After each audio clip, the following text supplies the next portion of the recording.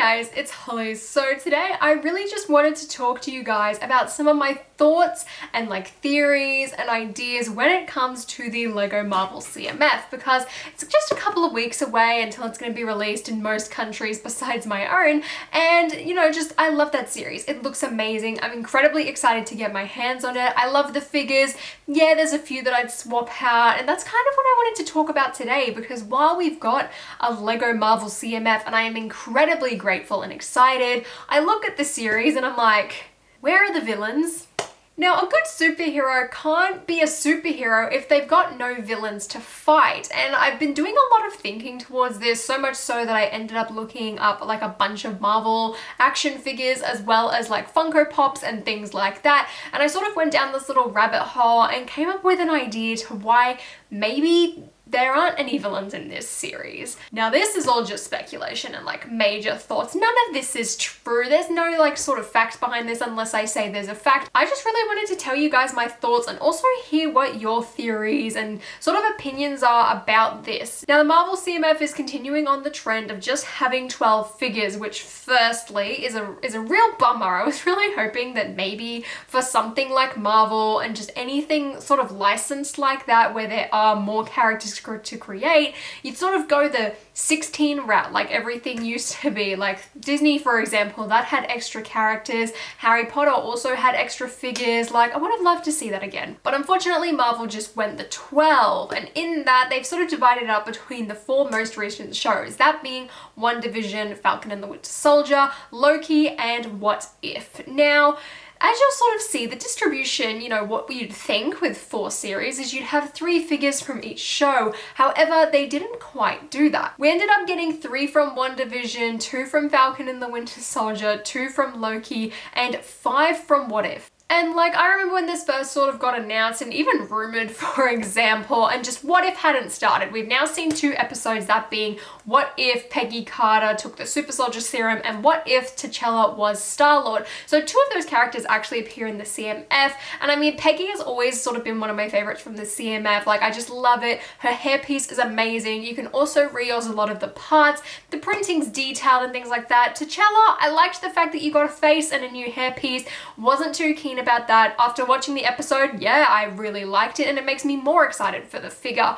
But I still feel like part of me would have preferred just more of a even distribution, and I've come up with like one sort of theory behind this. Now, What If is a very imaginative show. It's all about just sort of creating concept and really inspires creativity with storytelling. Now, LEGO, of course, that is a big part of their brand. They love being creative. You got like Creator 3-in-1, just use your imagination, Master Builders, the entire plot of the LEGO movie. They are all about creativity and sort of using your imagination and making your own concepts and things like that. So I sort of feel like that's why LEGO has got such a loving relationship with What If. The fact that it's the only Disney Plus show we've gotten actual sets on sort of confirms that. We've gotten 2 mechs from What If, so there you go. Plus then you've got the 5 figures from the CMF, and that's a lot of content. I know a lot of us were really rooting for like a WandaVision set or a Falcon and the Winter Soldier set or a Loki set, and all we got was like 2 minifigures, and except for WandaVision, which I know a lot of people, including myself, were like, where's Agatha? Now, Agatha is the only one that I sort of have a really strong case for not including in the CMF. And that is because if you literally just look up WandaVision Marvel Legends like action figures, or just WandaVision action figures in general, there is none of them. In fact, the only real sort of like merchandise in the form of like a figure that I could find was from Funko themselves, which was only released and sort of revealed after the finale. They didn't want any spoilers and things like that.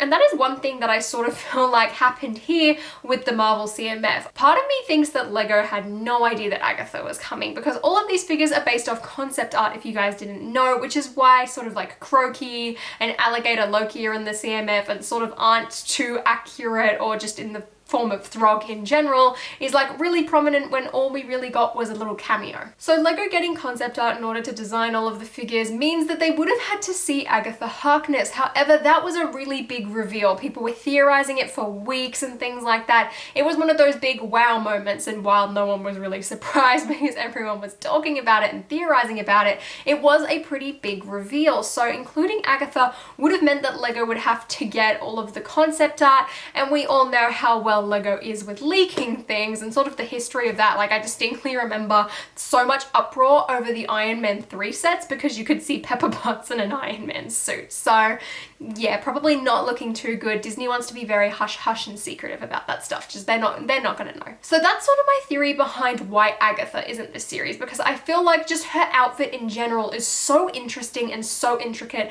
that she'd need almost to be in a CMF. And as much as I love Monica's hairpiece, I just feel like her outfit in general just isn't as interesting as Agatha's. I feel like Monica could have very easily just been put into a set with her new hairpiece, her face, and then just no arm printing, and there you go, that's your Monica figure. I would have loved to see that. I do love Monica's face print, I do love Monica's hair, but in terms of how intricate and interesting the printing on her costume is, it's nowhere as good as Agatha's was, and that's sort of my big thing here. Next up is Falcon and the Winter Soldier, and for that one we have to go, of course, with John Walker, even though he technically wasn't the proper villain of this series. I mean, Falcon and the Winter Soldier I feel like is a very just complex show in general for finding a villain. I don't think there really was one, even though they tried to make it Carly, I think her name is.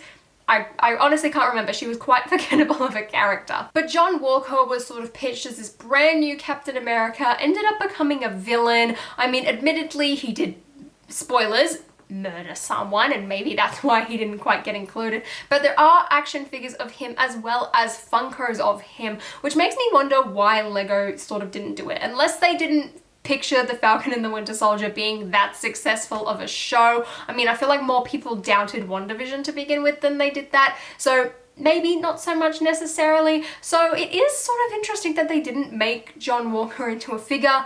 Then again, we've already got 4 Captain America shields in this series. I personally probably wouldn't have wanted a 5th, so maybe that's why. Maybe he got left on the cutting room floor.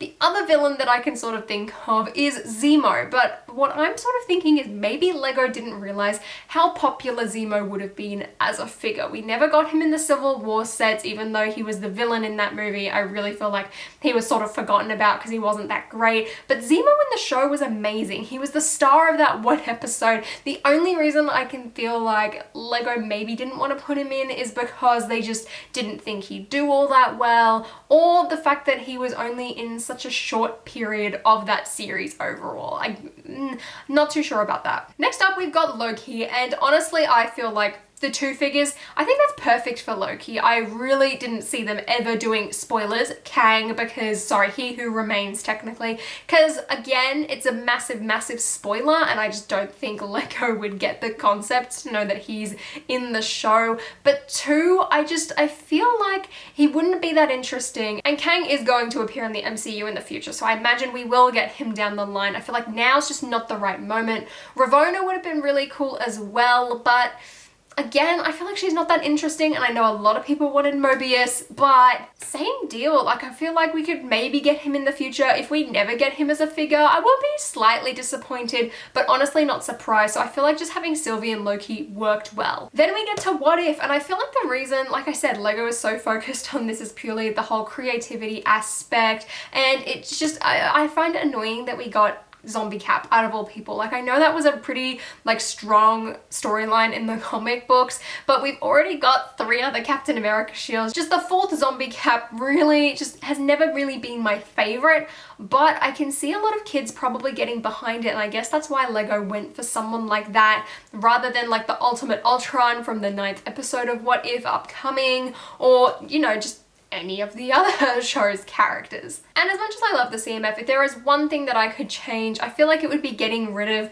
Zombie Cap and putting Agatha in that series. And it's such a shame sort of looking at the entire thing as a whole and just seeing that there's absolutely no villains. I mean, I guess you can maybe count Gamora as Thanos because now she's sort of become a villain, or at least I presume. I haven't seen that episode because it isn't out yet. But just take that away and you've really got no one. I mean, maybe Zombie Cap counts as a villain too, but I would have really liked to see some proper villains, because then if you buy the entire series, you actually have people for all of your little characters to fight. I mean, the only other issue I can think of is that just everyone's smiling all the time. What is that about? I mean, I guess that like, you don't want too many stern faces, but the fact that characters have two like happy faces is kind of wild to me. Anyway, just side note. So those are just my thoughts and theories as to why we got none of the villains / why the CMF is very what if heavy, but let me know you guys' thoughts as to why you think there's no villains. Like, what is your best guess? And if there was like 1 or 2 villains, which ones would you pick? Or even just which characters would you swap out? What would be your dream CMF? But anyways guys, if you enjoyed this video, please give me a thumbs up and consider subscribing to my channel down below if you haven't already. And until next time guys, I'll see you later.